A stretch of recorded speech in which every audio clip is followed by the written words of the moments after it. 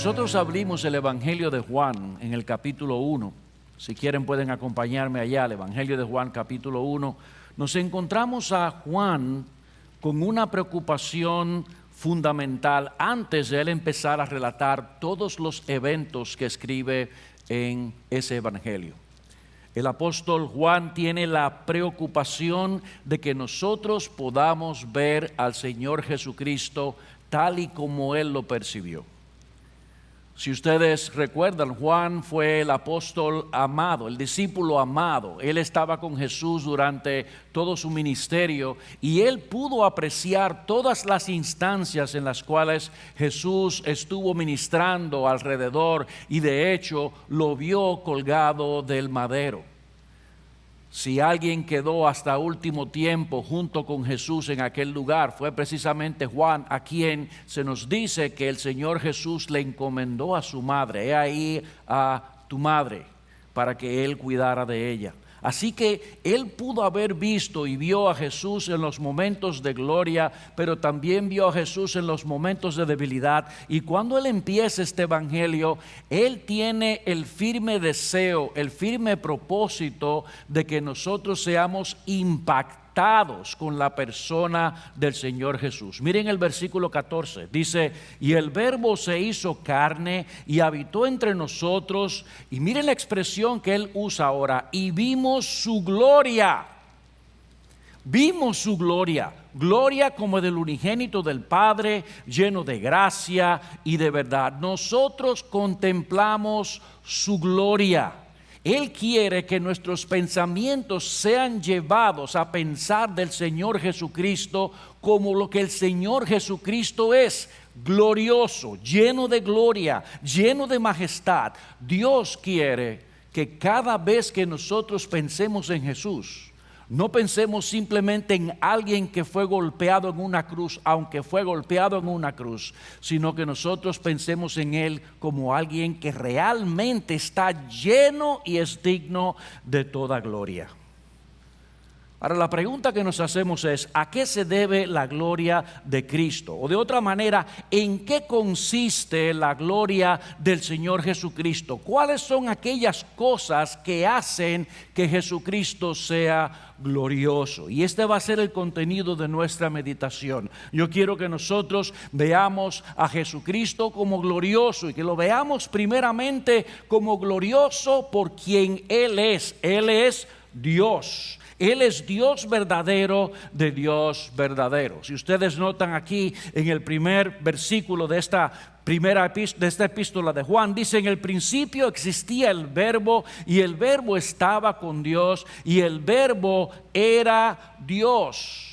Juan quiere, iniciando ese evangelio, que nosotros tengamos bien claro de que lo que él va a presentar no es otra cosa que la segunda persona de la Trinidad, Dios en medio de nosotros. Por eso en el versículo 18 dice: nadie ha visto jamás a Dios, el unigénito Hijo de Dios que está en el seno del Padre, Él le ha dado a conocer. Jesucristo es Dios, Él es Dios de Dios, luz de luz, Dios verdadero de Dios verdadero. Pero cuando nosotros examinamos el Nuevo Testamento, nos encontramos de que la Escritura no tiene reparos en presentarle como a Dios. Tito capítulo 2 versículo 13 dice que nosotros aguardamos la esperanza bienaventurada y la manifestación gloriosa de nuestro gran Dios y Salvador Jesucristo.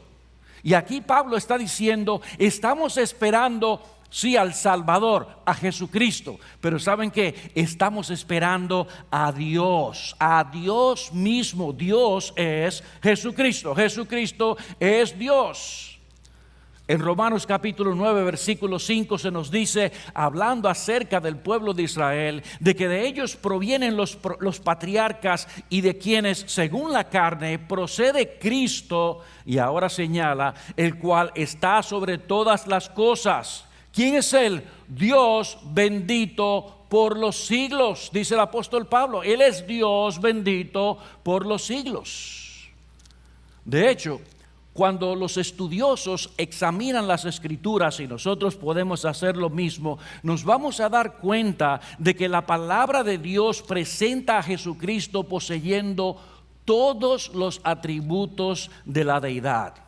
Juan capítulo 1, versículos 1 y 2, se nos dice: en el principio era el Verbo, y el Verbo estaba con Dios, y el Verbo era Dios. Este estaba en el principio con Dios. Antes de que todas las cosas vinieran a ser, antes del desenvolvimiento de los tiempos, allí estaba el Señor Jesucristo, la segunda persona de la Trinidad, junto al Padre y junto al Hijo. Él es Dios.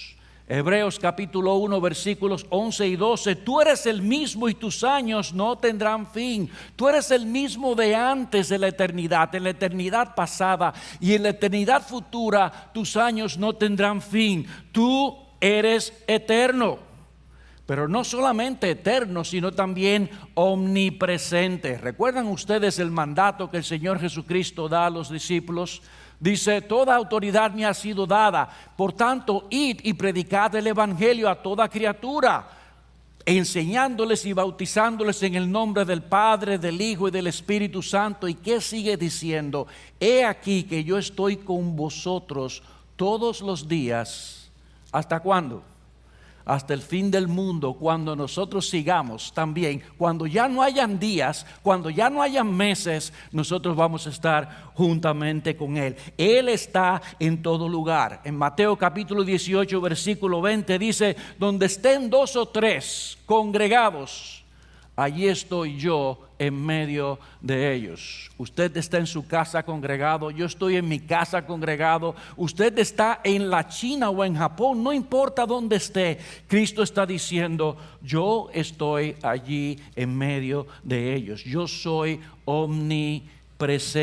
Y no solamente omnipresente, sino también omnisciente y omnipotente. Dice la Escritura en Hebreos capítulo 1, versículo 2, que por medio de Jesucristo se hizo el universo.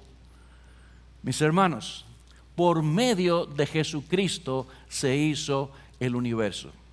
Saben que muchas veces nosotros pensamos en el relato del Génesis, donde dice: y dijo Dios, y nosotros vemos a Dios hablando, y en nuestras mentes no hacemos la conexión que la Escritura hace, diciendo: eso que se habló es el logos de Dios. Y Juan dice: el Verbo que estaba con Dios fue un instrumento para la creación de todas las cosas. Nuestro Señor Jesucristo es el instrumento a través del cual Dios ha creado todas las cosas. Nada de lo que ha sido hecho fue hecho sin el Señor Jesucristo. Por Él fueron creadas todas las cosas, por medio de Él y para Él. Y no solamente eso, sino que Colosenses dice: en Él fueron creadas todas las cosas. Realmente el Señor Jesucristo está en medio de todo lo que nosotros podamos pensar que corresponde a los atributos de Dios. Él es el que hace que tú y yo estemos en este lugar. Él es el preservador. Si ustedes leen Colosenses capítulo 1, versículo 15 en adelante, se nos dice allí que el Señor Jesucristo es quien sostiene todas las cosas en su lugar. Hay una palabra griega que toda la vida me impactó. La palabra sunesteken. Es el que preserva, el que sostiene todo lo que nosotros podemos ver. Si nosotros estamos aquí en este lugar hablando y respirando, lo estamos porque el Señor Jesucristo está haciendo que nosotros estemos aquí. Eso es mucho más profundo de lo que nosotros pensamos, hermanos. A veces lo vemos como algo externo a nosotros. No, en Él, en Cristo, nosotros estamos. Somos de Cristo y todas las cosas están dentro de Él. Pero Él no solamente puede crear y sostener o preservar todas las cosas, sino que la Escritura lo presenta como aquel que puede perdonar pecados. ¿Recuerdan lo que Él le dijo al paralítico cuando los amigos lo llevaron por el techo y lo bajaron en aquel lugar? Y Él le dice: tus pecados te son perdonados. Y las personas que estaban allí se espantaron de que Él dijera: tus pecados te son perdonados, porque solo Dios puede hacer esto. Y Él les dice: para que ustedes crean que yo tengo el poder de perdonar los pecados, a ti te digo, levántate y anda. Y al instante Él caminó. Él hizo el milagro de parar a ese hombre que estaba enfermo físicamente, pero antes de eso había hecho el milagro de perdonar sus pecados para darle la vida eterna. Y eso es otra cosa que Jesucristo, y solo Jesucristo puede dar, la vida eterna. Mis ovejas oyen mi voz, Juan 10:27, y yo les doy vida eterna, y porque yo le doy la vida eterna, no perecerán, no perecerán. Pero ¿saben qué? Como si eso fuera poco, la palabra de Dios nos presenta a todos nosotros como personas que tenemos que postrarnos en adoración delante de Jesucristo. ¿Recuerdan ustedes esas escenas que aparecen en Apocalipsis, en donde hay seres celestiales y Juan se iba a postrar delante de ellos y Juan le decía: no me adores, yo soy consiervo junto contigo?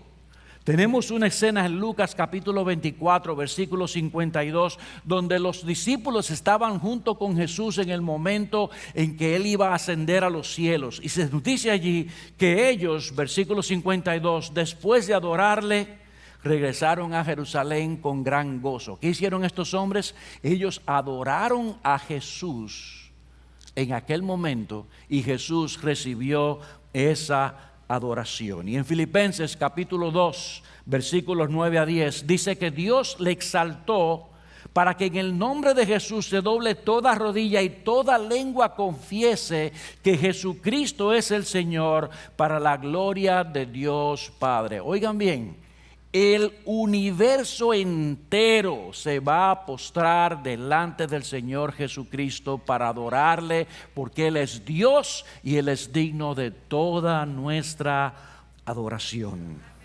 Así que cuando nosotros estamos contemplando a Jesús, cuando nosotros estamos mirando a Jesús, nosotros tenemos que procurar ver a Jesús como realmente es. Él es la imagen del Dios invisible, aquel para quien y por medio de quien fueron creadas todas las cosas. Y cuando nosotros pensemos en Él, esa realidad debe venir a nuestras mentes. Ahora, la historia no se para ahí. El Señor es glorioso por quien Él es. Él es Dios. Pero el Señor es glorioso también por lo que Él hizo. Él se encarnó. Vayan conmigo a Filipenses capítulo 2. Filipenses capítulo 2, versículos 6 y 7. Dice Filipenses capítulo 2, versículos 6 y 7, el cual existía en forma de Dios, no consideró el ser igual a Dios como cosa que aferrarse, sino que se despojó a sí mismo, tomando forma de siervo, haciéndose semejante a los hombres. Pero pensemos por un momento en lo que Pablo nos está diciendo aquí.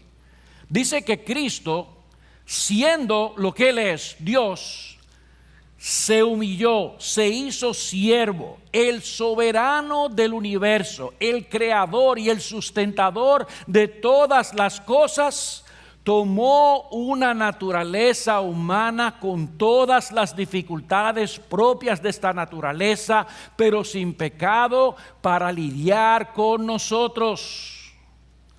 Mis hermanos, nosotros estamos acostumbrados a ser seres humanos, por lo menos la mayoría de nosotros, ¿verdad? A ser personas que por un momento pensamos que tenemos fortalezas ilimitadas, hasta que la enfermedad o el tiempo y la edad nos hace entrar en razón. Somos criaturas limitadas. Si usted ha pasado por la universidad, sabe que es una criatura limitada, porque usted piensa que puede estudiar todas las horas del mundo y puede tener la misma fortaleza y la misma capacidad de pensamiento claro para poder responder, y se da cuenta de que usted está lleno de limitaciones.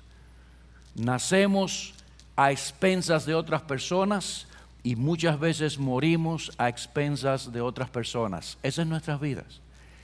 Y el Señor Jesús siendo Rey de reyes y Señor de señores, el Todopoderoso, el Omnisciente y el Omnipotente, decidió asumir nuestra naturaleza, nuestras limitaciones, para poder ser el gran Salvador que Él fue. Dice la Escritura en Hebreos: por cuanto los hijos participaron de carne y sangre, Él igualmente participó también de lo mismo. Pero aún más lejos, Él veló su gloria y dejó su reposo eterno, un lugar de santidad, para venir a vivir entre pecadores. Nosotros estamos acostumbrados a vivir entre pecadores, no tenemos esa dificultad, pero el Señor es 3 veces santo. Él es santo, santo, santo. Y la Escritura dice que el Señor no tiene nada que ver con el pecado. Y al asumir esa naturaleza humana, vino y estuvo en medio de la situación más incómoda y difícil que Dios puede estar. La situación de estar conviviendo con personas pecadores que no solamente tenían sus pecados naturales, sino que tenían una animadversión hacia la persona del Señor Jesucristo. Yo me imagino que la mayoría aquí ha experimentado el hecho de estar en una situación, en una relación en donde siente animadversión. Hoy en día se usa la palabra, es una relación tóxica. ¿Te han oído eso, verdad? Una relación tóxica. Y estar en ese tipo de situaciones es incómodo, porque tú sientes que todo lo que tú dices, hablas o intentas hacer es juzgado a la luz del filtro de las intenciones de las demás personas. Y nosotros no somos omniscientes. Nosotros no conocemos lo que hay en el corazón de las otras personas, pero Jesucristo estaba allí con la misma naturaleza que nosotros, en medio de situaciones de esa naturaleza, de ese tipo, enfrentado a ese ambiente de hostilidad en contra suya. Así que Cristo es glorioso por lo que Él hizo, porque se encarnó para lidiar con nuestros pecados en nuestra propia naturaleza. Pero no solamente se encarnó, sino que el siguiente versículo, el versículo 8, dice que se entregó a la muerte. Dice: y hallándose en forma de hombre, se humilló a sí mismo, haciéndose obediente hasta la muerte, y muerte de cruz. Cristo se entregó voluntariamente a la muerte bajo la ira de Dios. Recuerden ustedes que en la cruz el Señor Jesucristo fue quien entregó su alma. Él dice: mi vida no me la quita nadie, sino que yo la pongo y la vuelvo a tomar. Él entregó su vida, Él fue a ese lugar y estuvo expuesto a la ira del Padre para que nuestros pecados fuesen castigados en el Señor Jesucristo. Dice la Escritura que para destruir por medio de la muerte al que tenía el imperio de la muerte, fue que el Señor Jesucristo participó de lo mismo que nosotros, la naturaleza humana. Si Cristo no hubiese muerto en nuestro lugar, todavía en este instante todos los que estamos aquí estaríamos muertos en nuestros delitos y pecados. Piensa en eso, hermano. Piensa en eso.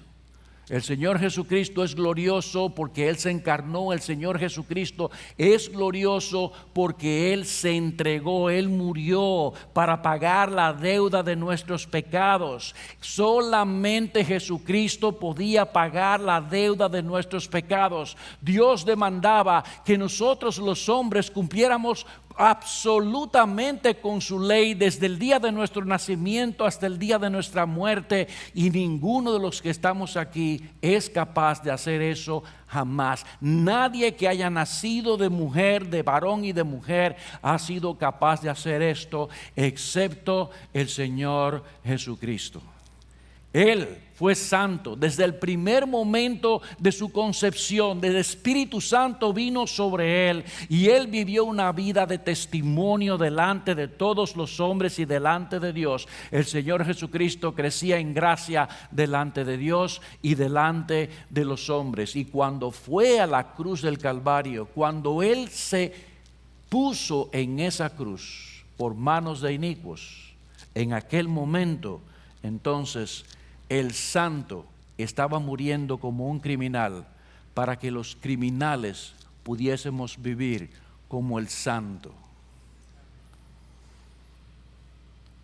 Cristo se entregó y allí en aquella cruz, bajo el peso de la ira de Dios, exclamó: consumado es. Y cuando él dijo consumado es, en su momento de mayor debilidad, es su momento de mayor gloria como ser humano y como Dios. En ese momento él estaba salvando a millones de millones de millones de millones de millones de personas que se pararán en aquel día delante de la presencia del trono de Dios y que dirán: gloria, honra, poder y honor sean al Cordero que fue inmolado, el Señor Jesucristo. Escuchen cómo lo dice Apocalipsis. Dice: vi en la mano derecha del que estaba sentado en el trono un libro escrito por dentro y por fuera, sellado con 7 sellos. Y vi a un ángel poderoso que pregonaba a gran voz: ¿quién es digno de abrir el libro y de desatar sus sellos? Miré y vi entre el trono, con los 4 seres vivientes y los ancianos, a un cordero de pie como inmolado, que tenía 7 cuernos y 7 ojos, que son los 7 espíritus de Dios enviados por la tierra. Y vino y tomó el libro de la mano derecha del que estaba sentado en el trono. Y miré y oí la voz de muchos ángeles alrededor del trono y de los seres vivientes y de los ancianos, y el número de ellos era miríadas de miríadas y millares de millares, que decían a gran voz: el Cordero que fue inmolado digno es de recibir el poder, las riquezas, la sabiduría, la fortaleza, el honor, la gloria y la alabanza. Qué incomprensible es eso para nosotros, hermanos. Cristo en ese momento estaba cumpliendo con la voluntad del Padre, estaba salvando a los que habrían de ser suyos por todas las edades, estaba haciendo una obra que solamente Él podía hacer, y por eso Él es glorioso. Así que el Señor Jesucristo es glorioso, por un lado, por lo que Él es, por lo que Él hizo, pero Él es glorioso también por lo que Él hace. ¿Saben lo que hace el Señor Jesucristo? El Señor Jesucristo está intercediendo por su pueblo. Él está sentado a la diestra del Padre y Él está recibiendo todas nuestras peticiones y poniéndolas delante del trono de Dios. Hebreos 7:25, por lo cual puede también, es poderoso para salvar siempre a los que por medio de Él se acercan a Dios, viviendo siempre para interceder por ellos. Nosotros tenemos a un abogado, alguien que está del lado nuestro, alguien que puede decirle a Dios el Padre, cuando nos ve, como nos decían esta mañana, en nuestro rincón más oscuro haciendo las cosas, Él puede decirle: es verdad que eso está pasando, pero recuerda, yo morí por esa persona. Por eso muchas veces, como decía Salvador esta mañana, nosotros no vemos sobre nuestras vidas la acción punitiva de Dios, porque tenemos en los cielos un intercesor, alguien que cubre nuestras faltas, porque si confesamos nuestros pecados, ¿qué hace Él? Él es fiel y justo, ¿para qué? Para perdonar nuestros pecados y para limpiarnos de toda maldad. Ay, cuánta maldad hay en el corazón nuestro, hermanos. Cuánta maldad. Aún aquí ahora, escuchando la meditación de la cena del Señor, vienen cosas a la mente del corazón de uno, y Cristo está allá arriba intercediendo por nosotros y diciendo: no, Padre, ese es de los tuyos. Yo lo compré con mi sangre, y si lo he comprado con mi sangre, Él entrará en tu reposo. Hebreos 9:24, porque Cristo no entró en un lugar hecho por manos, sino en el cielo mismo. ¿Para qué? Para presentarse ahora en la presencia de Dios por nosotros. Hermanos, Él nos está presentando allí por Él. Él tiene todas las credenciales. Él se está presentando allí por nosotros. ¿Saben qué? Nosotros tenemos una ciudadanía que Dios nos ha dado que nadie nos puede quitar, nadie la puede quitar. Eso es una visa que no se la revocan a nadie después que se la dieron. Porque Jesucristo no solamente lo aseguró con su muerte y su ascensión, sino que Él está ahora mismo intercediendo delante de la presencia del Padre. Dice Juan capítulo 2 versículo 1, si alguno peca, abogado tenemos para con el Padre, a Jesucristo el justo. Es por su intercesión que nuestras oraciones y alabanzas son escuchadas en el cielo. Ninguna cosa pudiéramos pedir al Padre si el Señor Jesucristo no se la presenta. Pero Él es glorioso, finalmente, no solamente por quien Él es, que Él es Dios, por lo que Él hizo, se encarnó y murió, por lo que Él hace, interceder por su pueblo, sino por lo que Él hará. Regresará en gloria para llevarnos a vivir junto con Él eternamente. Y dice Tito 2:13 que nosotros estamos aguardando la esperanza bienaventurada y la manifestación gloriosa de nuestro gran Dios y Salvador Jesucristo. Y en 2 Tesalonicenses 1:10 dice, cuando Él venga aquel día para ser glorificado en sus santos y ser admirado en todos los que creyeron. Me fascina ese texto. ¿Qué es lo que nosotros vamos a hacer? Admirarlo. Tener un sentido de satisfacción, de admiración. Me imagino que ustedes han tenido esa admiración hacia alguna persona y el día que lo conocen es como, wow, conocí a fulano de tal. Ese texto dice, tú vas a conocer a la persona más importante de todo el universo, al creador y al sustentador, a Dios mismo, al que se encarnó, al que murió, al que resucitó, al que intercede y al que te viene a buscar para que estés con Él durante toda la eternidad. ¿No es eso digno de ser admirado? Admirar al Señor Jesucristo. Él viene para que nosotros, sus santos, le admiremos. Y finalmente 1 Tesalonicenses 4 dice en el versículo 16, el Señor mismo descenderá del cielo con voz de mando, con voz de arcángel y con la trompeta de Dios, para que los suyos, nosotros hermanos, estemos junto con Él por toda la eternidad. Allí no habrá más lloro, más llanto, más tristeza, más dolor. Allí nosotros seremos regocijados y reconfortados por el Cordero de Dios. Allí nosotros estaremos eternamente junto a Él, el Cordero, la lumbrera, nuestro Señor, el Sol de justicia por toda la eternidad. Dígame una cosa, ¿no es Él glorioso, hermanos? ¿No es Él glorioso? Y cuando nosotros venimos aquí a meditar en el pan y el fruto de la vid, cuando pensamos en el cuerpo molido y en la sangre derramada, no nos quedemos ahí, hermanos. Eso es un medio. Pensemos que el glorioso hizo eso por nosotros para cubrirse de gloria, de más gloria, para que nosotros el día en que nos encontremos con Él le demos más gloria todavía. Alabado sea el Cordero, por ahora, por siempre y por siempre. Amén. Cuando participemos ahora, pensemos en esas realidades.